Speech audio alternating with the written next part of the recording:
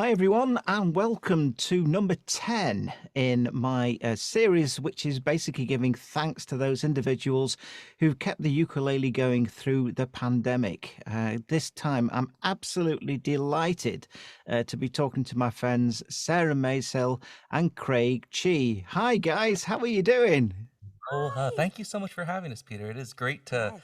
to quote unquote see you. It has been a while, and I think the last time we got a chance to see you was on your side of the pond, which was lovely. That's right. And And we got a also did chance. Australia as well, didn't we? So, Yes, I was Yes, thinking about that trip that actually was a when lot you of yeah, fun. That was a fantastic. lot. Fantastic. Yeah, Well, thanks for fantastic. joining me. Back in the UK, I'd say March 2020, COVID became a serious problem, and our government here decided the best thing to do was basically just lock everything down. So everybody had to stay at home, work from home if you could, blah blah blah blah blah. All my gigs went out the window, so I could see. Yeah, I thought that maybe it would be like maybe in 12 weeks it will be over. Then I thought maybe in 6 months it will be over. 12 months. Well, you know what happened. But if I could just aim at yourself first, Craig, what did you do in response to the very, very first lockdown? Okay, so Woo. before we even start, I do, you know, I do want to say how incredibly lucky Sarah and I were because, as we go through a lot of the things that we did, we were just kind of in the right place at the right time and able to survive, and not only survive but help support others that Mhm. weren't ready for this. And again, I just can't say that enough, that how just fortunate we were. And you know we were we had our firstborn son, Cameron, who was born Yay. January of 2020. Yes. And it was wonderful. And we had plans in the works where, if we did, get pregnant that earlier that year, we were going to take most of 2020 off, really focus on the baby. And as March came around, oh no, was it March or I think, yeah, I think it was March, it yeah, was when we March locked down. when we locked down, and it was our good friend Lil Rev who made a really beautiful but important post showcasing that many musicians, we saw the entire year of gigs just vanish overnight. Yeah. And we've been building our online school for 5 years up to that point, and doing as much as we could online, and Yeah. had that to rely on. And we realized there were so many other musicians who weren't ready, who or didn't have that side set. So we pretty much said we got to do something. Right. Yeah. And We looked at each other and I remember saying to Craig, like, I want to do something, but I don't know what we can do. And so Craig, of course, being the idea man, we were sitting around, he was drinking coffee and I had tea, and Craig said, why don't we throw like an online ukulele festival? Just do something small. We'll call it like a mini festival, right?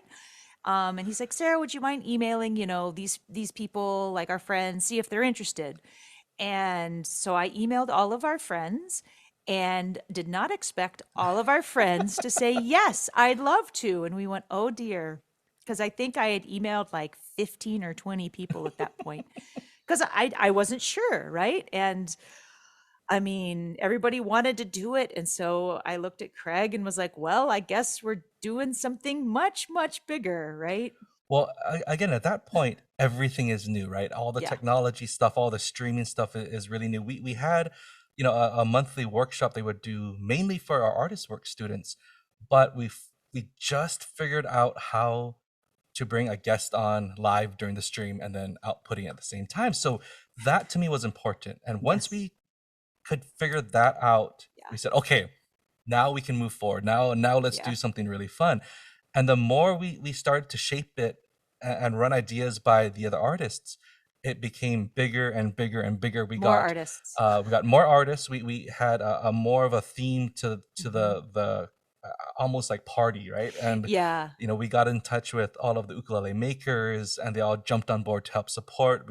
we got a hold of a lot of There were accessory folks that got on board. mhm, Also, some local uke shops like yeah, Funky Frets was mhm, one that actually they helped sponsor the yeah, event. Hale Ukulele. Yes, There's and so they all many had fantastic and we asked them groups. to give us like 30-second ads that we would show throughout, right? Because why not? And all of that. And by the end of so the very first we called it the Not So Mini Ukulele Festival.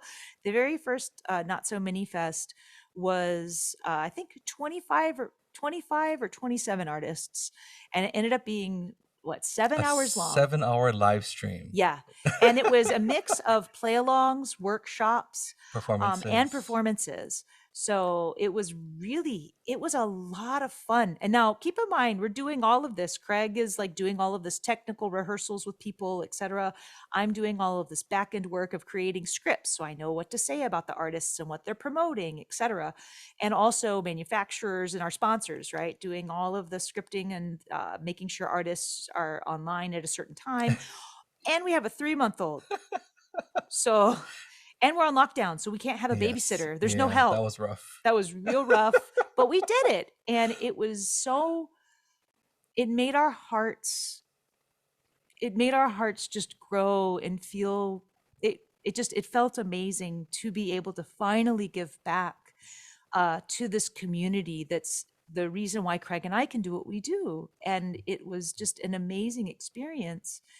And Yeah. we were able to, and the biggest thing was like we were able to help people because we knew there were so many people who, I mean, it was all gone, right? And you didn't know when your gigs were coming back. So Yeah, so I mean, there was a twofold thing. One yeah, was the monetary help for artists, but yeah, also the time I spent with artists to help them get set up. You know, we did a lot of dialing, lighting, audio, mhm, just to make sure that they could still do what they did, but on a different format. Especially because once the shift went online for everyone, all yeah, the other businesses too, specific pieces of gear that you needed were starting to vanish and hard to get. So I was trying to tell people, you gotta buy this now, you gotta do this now, or else you're gonna wait mhm, 6 months. Um, but as you know, Peter, like the ukulele community has always been incredible. But I think during this pandemic, it really showcased in spades yeah, how we take care of each other. Yeah, And so the agreed. first one was absolutely amazing, and it was like the whole day was ukulele, all the ads and yeah, commercials and everything. It's just, and we had I think about 6,000 people live for that, and about 30,000 mhm, people overall with the replays. And in the middle of the, or a week leading up to the first one, we already started playing the second one because yeah. of the response we've been getting. So the second one, a month later, was about over 30 artists and 9 hours long. About, Yes, um, Wow. and that Wow. one, I know. We were gluttons for punishment, I swear. But for us, it was important. It's like as many people as we could think of, and Mhm. we couldn't get everyone in. Like we wanted, yeah. in a perfect world, we would have tried to get absolutely every person we knew in. Mm. But we could only do so many hours in a Yes, day. and I have to Mm. say though, Peter, I one of the reasons why we didn't have any UK artists was that I was actually putting together Oh yeah, a game plan to actually have a UK yes, themed event, but there was a change that happened where there was an opportunity to move back to Hawaii, and Mhm. that that completely nixed that. shifted my plans for that. But that was the reason why you didn't hear from us for that, was because Yes, I was actually putting together Hey, a listen, don't worry. UK It's all version. right. No, no, but that, because that was important to me, because the UK is actually one of the locations that we felt really helped us grow as musicians. yeah.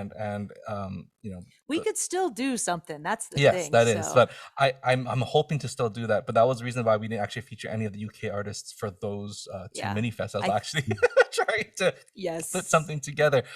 But I mean, that was just the tip of the iceberg. So Mhm. for the rest of the year, we've helped a lot of ukulele festival organizers actually reached out and asked, like, what are some tips that we can do to go virtual or hybrid, or so Mhm. we spent a lot of time helping other festivals and other events, other artists that you know needed that extra nudge to Well, and there were times too, Craig would actually notice there would be like a specific set of gear, like cam links were something that were mm, like hard to find at one point.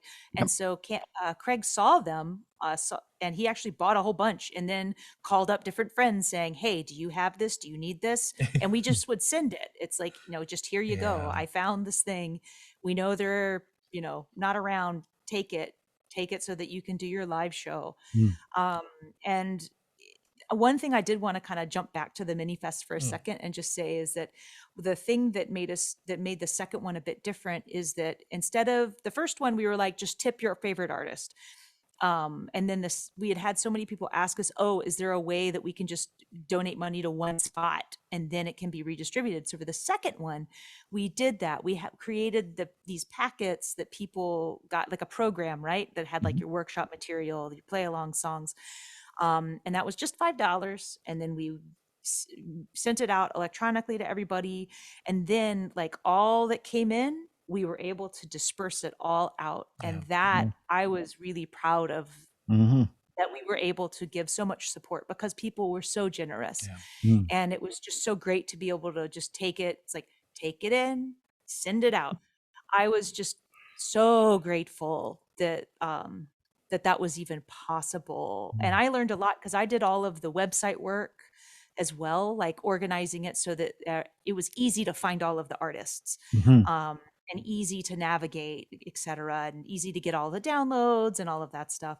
So I did a Yeah. lot of back end work, whereas Craig was doing all of the like fancy stuff everybody sees. I was I was behind the scenes, as Yeah. I tend to be with most of our event stuff. I do a lot of behind the scenes stuff and emailing people, especially when folks were like, "Oh, how do I do X? How do I Yeah. do Y?" It's like, okay, let But me. those I mean, from there it was like Yeah, we did a smaller event for the Ukulele Friends Hawaii group, that's right. That's and right. that led to, once we got home in Hawaii, we were actually tapped to do the organizing and producing of the 51st annual Ukulele Festival Hawaii. Yeah, And for that one, we put in about a couple thousand hours of work for 4 different events, yeah. and worked with some of the greats like Jake and Herb, and I mean, it was Mhm. just absolutely amazing that we could help people from Hawaii as well, and that Yeah, was an incredible experience. We had you Mhm. know yeah, huge breakthroughs on their viewership and fundraising, and it's all due to, again, the ukulele community taking care of itself. yeah. Yeah. It was absolutely stunning, and we've done our monthly live streams since then. We've started an incredible backyard concert series Yes. that features local musicians here. That's been a ton of fun.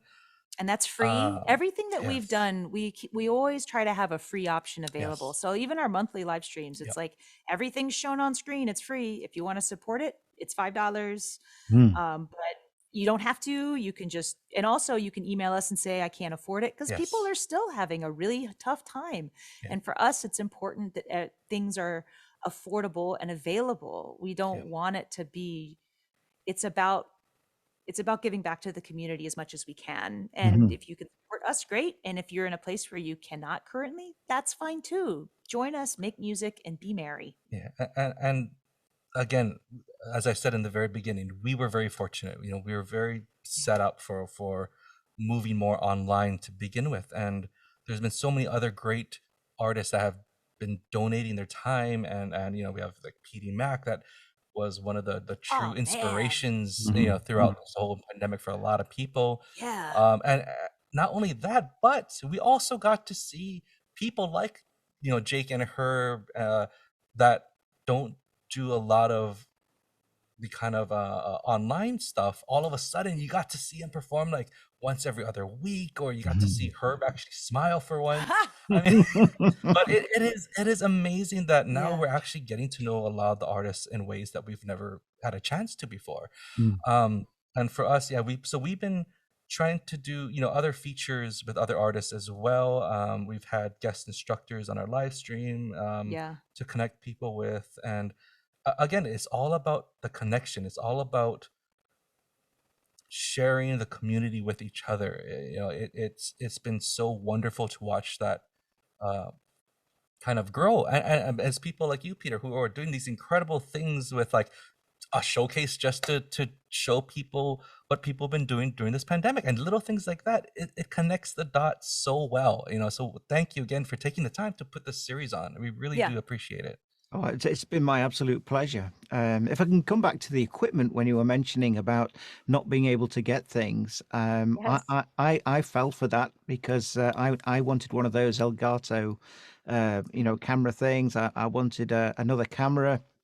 I wanted a lens, but everything that was available shot up in price because it's the old marketing thing, isn't it? Supply and demand. So it was quite difficult to do it. But it's just reminding me of another person who I interviewed was Bob Guz from the Austin Ukulele Society in Texas. And he basically was thinking of using Zoom to start with, but then he decided he'd want to have a second camera with a close up on the fretboard. He wanted to be able to put computer graphics on the screen. And if you haven't seen that video, I suggest you check it out because it's great what he did. Because he used a thing called OBS. I don't know if you use that at all. Yes, That's so what we did OBS we use. started in 2018 Yeah. using that, but we ended up switching during the pandemic to a software called Ecamm Live. And Okay. it's OBS is great, extremely versatile, but it tends to be really buggy. Yes. And there are a couple events that we're doing that like we would lose audio or something would happen even though we tested like 8 times in a row right Yes. before Yep. that. And with the Ecamm software, it's a subscription based model, but they have updates all the time. Things Yeah. just run incredibly Yeah. smooth. Cool. And that has been extremely robust for Yeah. But us. OBS, I mean, Yeah. it's a great program. Like Mm. that's what all the mini fests were done on OBS. Yeah. Mm. Well, he had this Yeah. deadline that he set himself, a personal goal that he was going to do a live stream on this particular date. And I think it was 3 days away. So he basically did a crash course himself on OBS. Whew. How does it work? Experiment with this, that, and the other. His wife was on the live stream. She was answering all the questions that people were asking, Bless her. which is just great. So she didn't get to be on the camera, a bit like what you were saying before, but played such a vital part in it. So it is a team effort, isn't it? At the end of the day. Oh my Definitely. Well, gosh, yes. especially when again you're looking at people who are doing the work of like 6 to 8 people that normally would be in a studio and doing Mm, all of this at that's once. right. Mm, But that's been fun. I mean, like for the Ukulele Festival Hawaii, the 3 mini events that we did for it was literally just me and Sarah and our guests, and we would be Yes. doing all the camera switching, we'd be doing all the sound engineering, we'd be doing all of The the emceeing. emceeing ad work and all that kind of stuff, mm, all within the Yeah. switchers and the stream Yeah. decks. But even on the main day, that one we had a super tiny crew Yeah, because we were because of restrictions, yeah, right? So we got to have Craig and a cameraman. yeah. That Woo! was nice. That was mm, like Right? Andrew Andrew Katakis. Katakis That from was great. Ukulele Site. And then we had a sound guy, Jackson, who was awesome. Yes. And then myself, I was stage manager. And that right. was the main crew. We had 3 other volunteers that we could have, or no, it was 4 other volunteers that we could have doing kind of other stuff that main day. Mhm. But the technical crew was like 4 people. Yeah. Wow. Like you Yeah. say, normally 10 or 15, but no, you've got to get it all. So I mean, so that was a blessing in itself too, Yeah. where it Mhm, really made us Mhm. hone in on our skills and being able to multitask to a completely different level. mhm, Um, but it also gives us the opportunities when we have a small crew that's incredibly functional like that to do like the things like the concert series where Mhm. we don't have to outsource a lot of extra people to make that happen. So yeah. it's just Mhm. it's been for me it's been like going back to school in some sense where Mm, I'm diving into way more of my media production as much as still keeping up with our school and our Yeah. performance and teaching, but Yeah. again, trying to do everything. And I mean, it was glossed over in the conversation, but I just want to remind folks that, like, in the midst of all of this stuff, we did move across an Oh yes. ocean yeah. to Hawaii in like September Yeah. of 2020 with a 7 or 8 month old, Yeah. Wow. right? that was yeah. So for us, that actually, so we had talked about moving to Hawaii for like saying, oh, maybe in like 3 or 4 years after once Hmm. Cameron's a little older, preschool, we'll move. Um, and then the pandemic happened. And the more that we thought about it, the more it was just like, we really should just do the move now. You know, the my family's all spread out, but Craig's family is pretty much all in Honolulu. So it just made more sense. It's like, let's just move to Hawaii. Cameron will be surrounded by family. We can finally have help. And so we actually live with Craig's folks, which I love. I can never thank my in laws enough for being like the most wonderful people ever. I absolutely adore them, and they are so wonderful with Cameron, and Cameron loves them.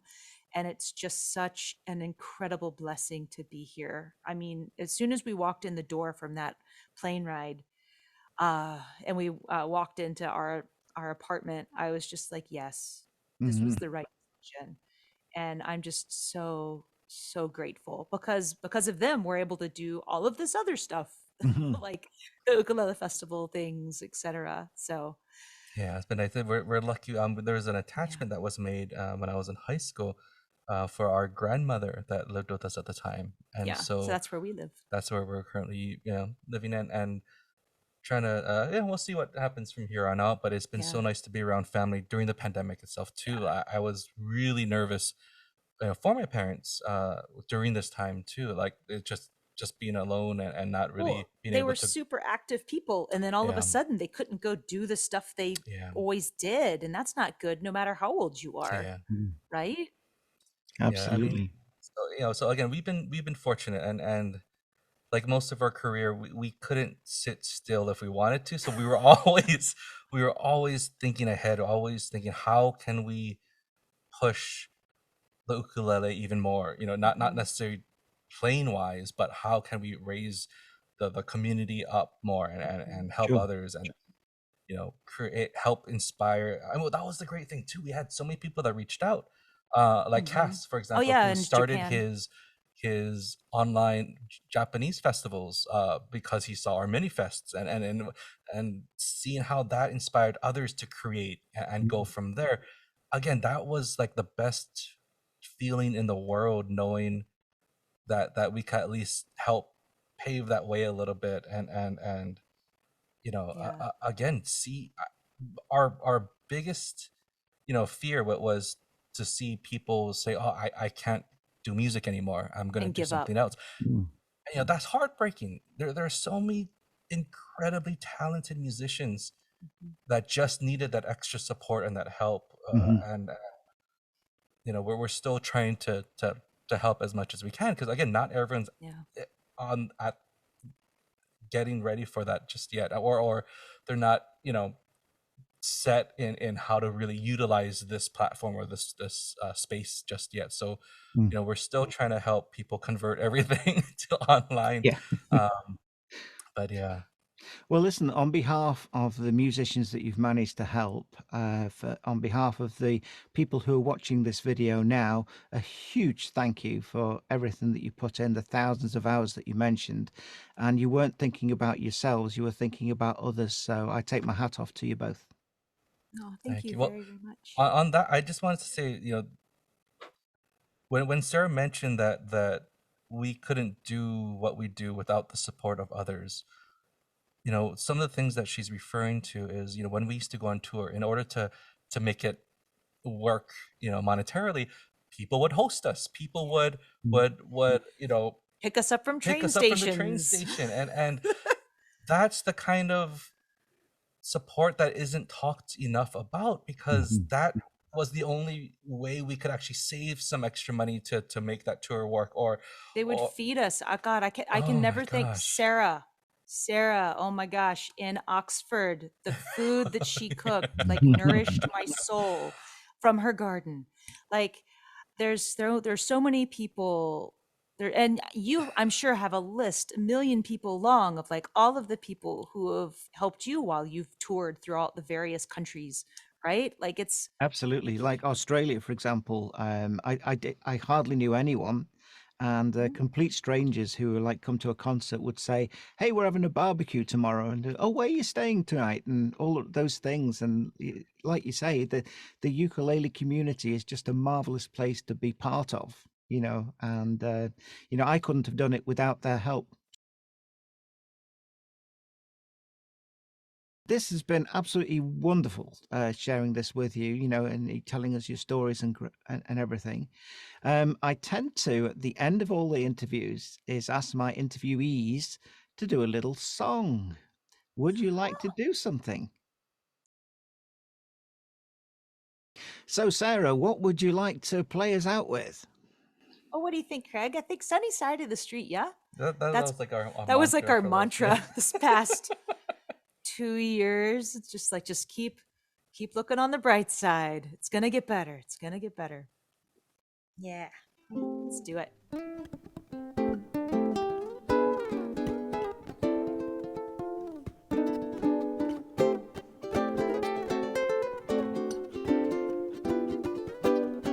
Grab your coat, grab your hat, leave your worries on the doorstep.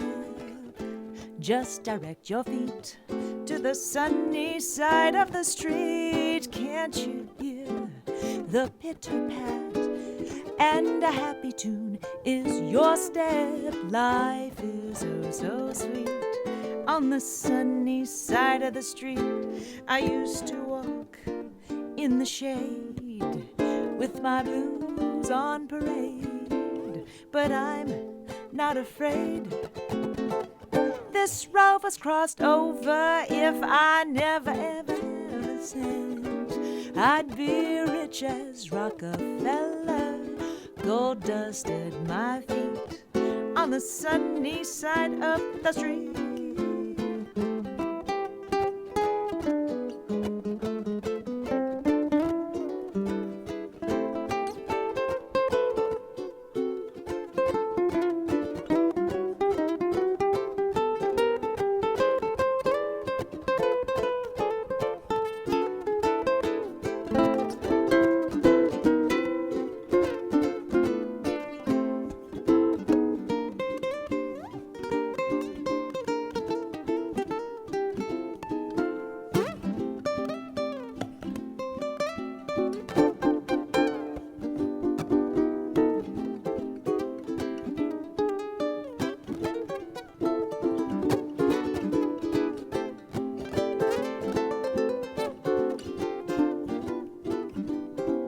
Grab your coat and grab your hat. Leave your worries on the doorstep. Just direct those pretty little feet to the sunny side of the street. Can't you hear the pitter-pat? And a happy tune is your step. Life is oh so sweet on the sunny side of the street. I used to walk in the shade with my blues on parade, but I'm not afraid.